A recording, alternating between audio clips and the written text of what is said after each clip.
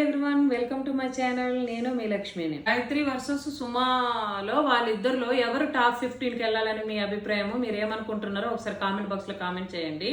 నాకైతే అసలు సుమా టాప్ 15కి వెళ్ళవలసిన కంటెస్టెంట్ అని నేను అనుకుంటున్నాను.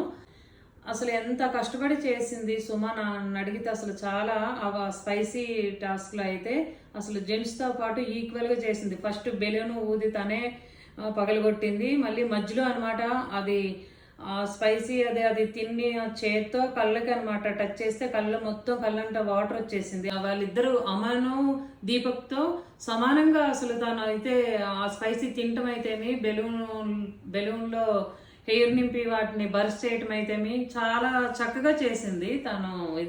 ఈ గాయత్రి అసలు ఏం చేసింది నాకు అర్థం కాదు. అసలు ఈ రోజు ఎపిసోడ్లో అయితే గాయత్రి ఆ క్లిప్స్ టాస్క్లోని గివ్ అప్ ఇచ్చేసింది. అసలు ఒక రకంగా చెప్పాలంటే గివ్ అప్ ఇచ్చేసిన కంటెస్టెంట్ను అసలు కన్సిడర్ చేయకూడదు నన్ను అడిగితే.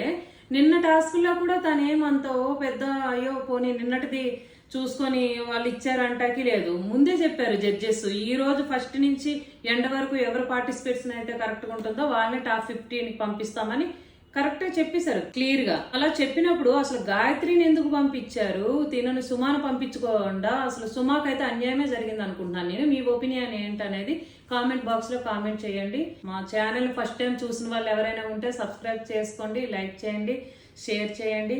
Please support my channel. Thank you for watching.